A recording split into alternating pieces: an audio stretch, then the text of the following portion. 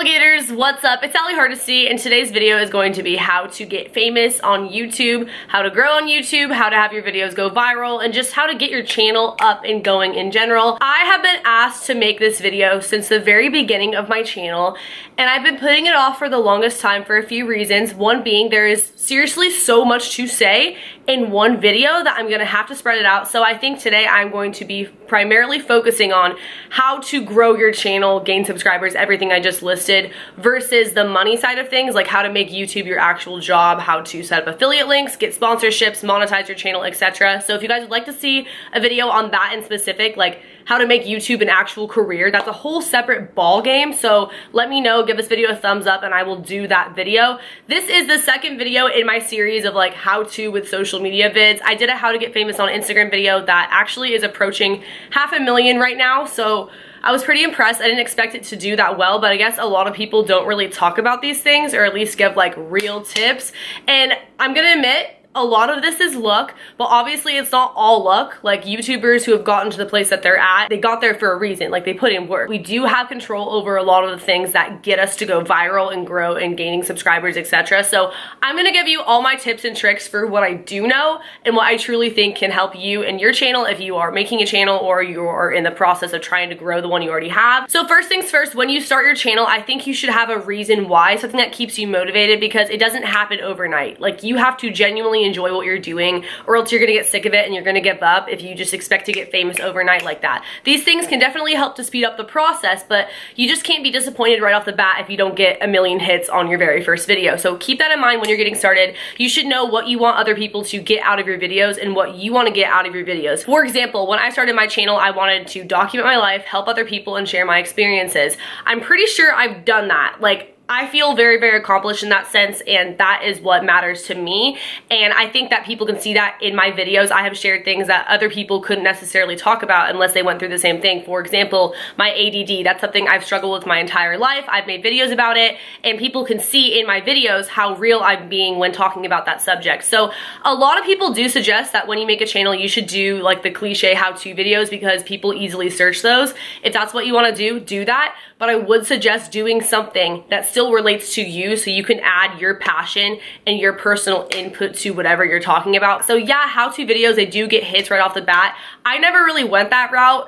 I didn't even actually hear that piece of advice till much later, but if you do a how-to video, it's definitely gonna show through the video if you actually care about whatever it is that you're doing a how-to video on. Don't just make a video because you think it's gonna do well or you think people would wanna see it.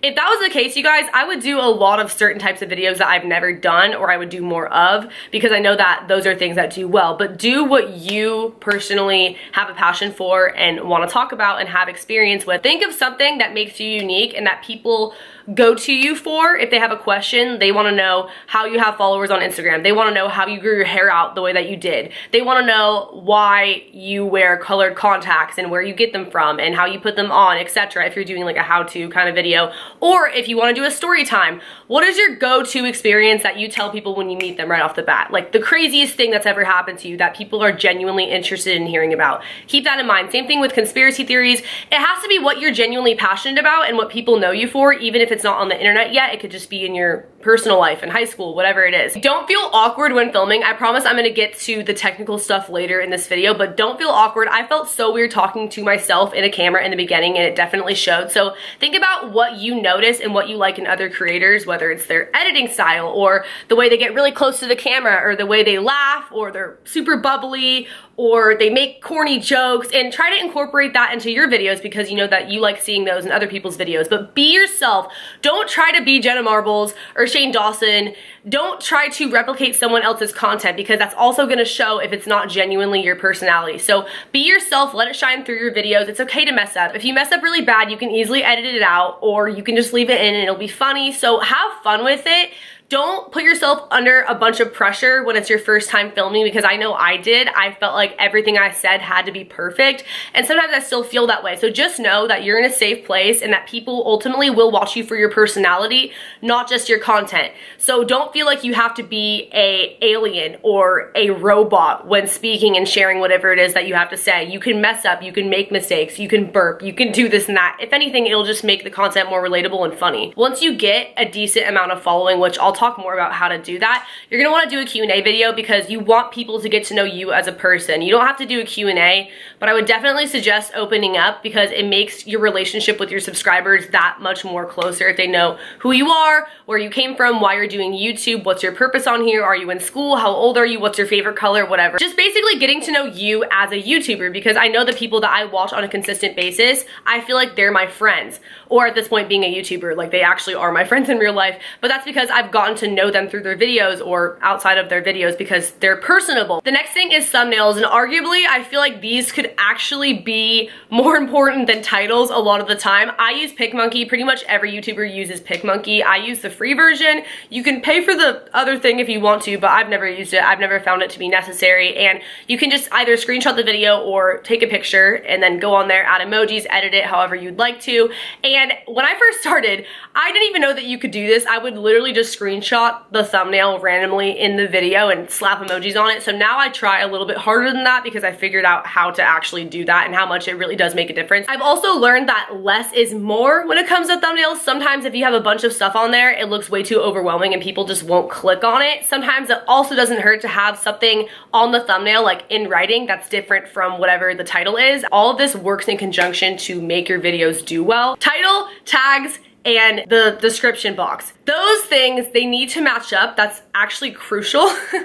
I learned this not even that long ago, and it has made a huge difference in my channel, in my videos, in my ratings, etc. So if you've noticed, a lot of the time YouTubers, they will put in the first sentence of their description box something having to do with the title. For example, this video is about how to get famous on YouTube. In their title, how to get famous on YouTube. And then their tags. One of the tags will be how to get famous on YouTube, because when it's in all different 3 places, when you search how to get famous on YouTube, your video will most likely be one of the first ones to pop up because it makes it that much more relevant. That's why you'll see a lot of repetitive tags and description boxes and titles, because it just makes it get up there when you search it that much easier. Also, Google keywords. I just started utilizing this. Like, to be honest, I could probably do a better job with it still, but if you go to a website called Google Keywords, you type in whatever it is that your video is about. For example, I did a video about how to get famous on Instagram. Type in Instagram. Some of the top search things are how to get famous on Instagram, how to grow on Instagram, how to edit pictures on Instagram. Of course, only if they are in fact relevant to the video, you talked about them in the video, etc. All those tags would fit, so I can slap them into the tag portion of the video, and then they're in there, so if people search for those, my video is also likely to pop up. Overall, I don't think tags matter as much, but they definitely help, especially all 3 together. And I'll let you in on another little secret. I didn't even know this when I started, but I used to give credit. In fact, I still give credit if my video was inspired by another YouTuber. For example, my confronting my ex with the other woman video. I saw Carrie Dayton, who I just did a collab with like a few weeks ago. I saw her post a video with basically the same title. Obviously, I didn't steal her idea, like the same similar situation happened to me and I made a storytime video about it, but her video inspired me to tell my story. So in the description box, I put this video was inspired by Carrie Dayton, and she ended up seeing it. And I think if anything, it might have gained some traffic because people found it from her video, like it was on the sidebar or on the sidebar when people are watching other videos on her channel. It just popped up kind of because another YouTuber's name was stated in the description. Don't do that unless the video actually has to do with them or they really did inspire you, because that's just kind of like a way to use their name to get fame and things like that. But if you actually talked about them in the video, you actually were inspired by whatever video they made, you can totally do that. It's totally fine. As well as it's just really nice and kind of like common courtesy to give someone credits if their video did inspire you. Like, I've had people do that and I think it's so sweet. I don't get mad that my name was used in it. Like, I think it's awesome. They gave me credit, and that's like what people deserve, is credit. Auto descriptions, auto tags, etc. Again, you can go over to Google Keywords and search your name, like your channel name, Ali Hardesty, and all my most popular video titles will basically come up, or other things that people commonly search with my name. Those are my auto tags. So every single video, those are automatically in there. I don't have to go and individually type all of them. Same thing with my auto descriptions. I have all my social media, business inquiries, my email address, everything looks the same. And then on top of that, I just add whatever the video is about or other added links that I want to put in there. But it creates a lot less work for you in the long run if you are going to be consistently uploading. Also, make sure that your videos upload automatically to private. I mean, you don't have to, but I didn't even know you could do that for the longest time. So literally, if I put a video live, it would go up at like 3 in the morning if that's just like when I was uploading. Didn't make any sense. So putting them on private means that you can space them out better, which is what I do now. I more commonly have like 5+ videos unlisted or private on my channel before actually making them public for people to see live, like on YouTube. So that is never a bad idea. That way you can film a lot in bulk and spread them out and then film some more. Make sure that the titles and thumbnails are interesting. It doesn't have to be super clickbaity, but make it so that people at least want to click on it, you know, make it look nice. Cross promote, post your stuff on Instagram. If you don't want to post it on Instagram to mess up your feed or whatever, post it on your Insta story. Snapchat, now you can upload pictures from your camera roll. So I'll usually screenshot the video when it goes live and upload it that way. Or you can just take a video or picture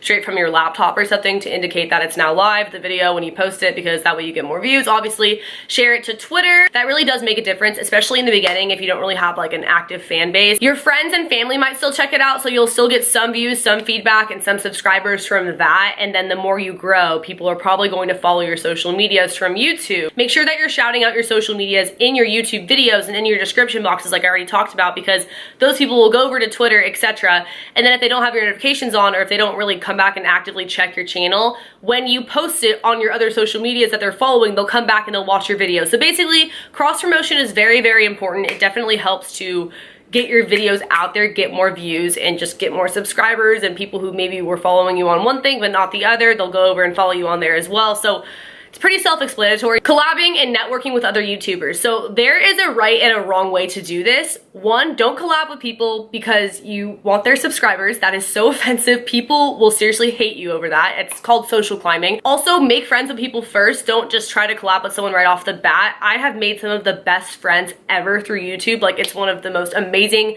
ways to connect with people in the whole entire world, especially because you have that common interest with them.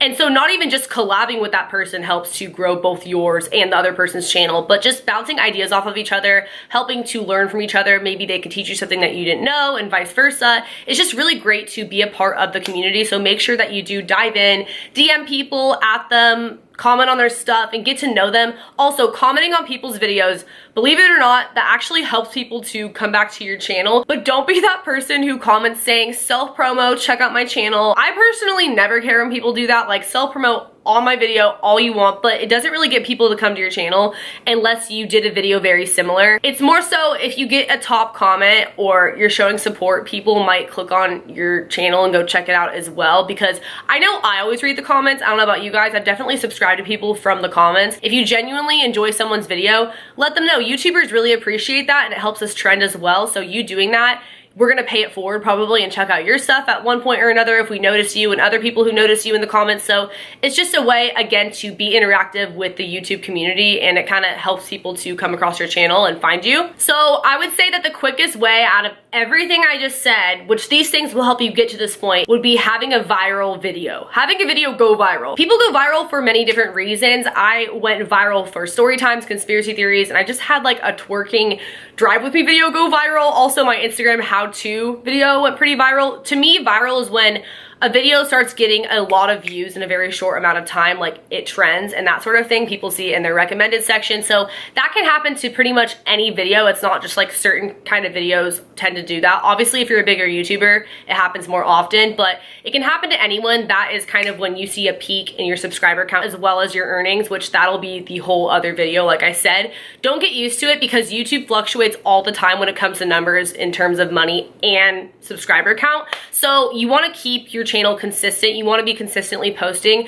Do not have a dead channel, because to be honest, not only does that not provide your subscribers with content, but people will stop coming back because they know that you're not really going to be there, so they'll stop checking up on you. I know that I have YouTubers who I watch all the time because I know they're always posting. So even if I don't get a notification or I don't see that they posted a video, I'm probably going to go search their channel. Versus people who I know don't ever really upload, I kind of don't bother unless I specifically see a video and I'm like, oh wow, for once they uploaded. You know, nothing against that. Anyone can upload at their own pace. Also, I feel like sometimes people may upload too much. I had that problem in the beginning, so I do think it's good to find a balance and whatever you can juggle, because if you're posting videos all the time but they suck and they're rushed and you can tell that you're not genuinely enjoying filming, what's the point? Like, it'd be better to have high quality videos less often, obviously. But that being said, make sure that you are putting out content for people. You can do it where you're filming in bulk and spreading it out like I do, but if you just don't upload, people are not really going to come back. You're going to have a lot of dead subscribers, especially if it's right after you had a viral video. Notice what videos do well on your channel and continue to do them. Take note of what people subscribe to your channel for and make sure that you continue to post those kinds of videos, because that'll keep those views coming in. Like, when I do videos that have done well before, my channel, they automatically get more views because that's what people subscribe for, you know? Also, try to make quality videos, exporting in the highest quality you can, like HD. I did not do that in the beginning because I didn't know how. I'll have all my links to everything I personally use below, like camera, lighting. I used iMovie for the first year of my YouTube career, and then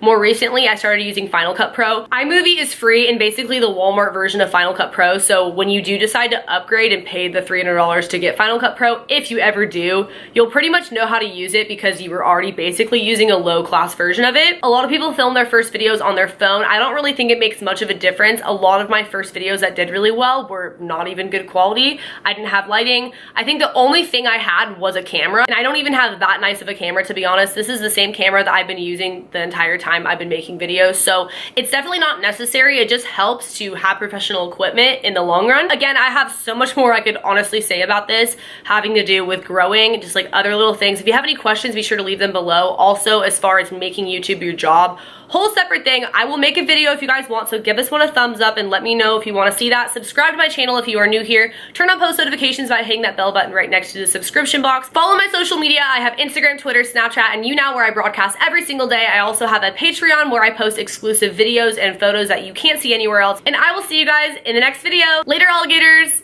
Bye.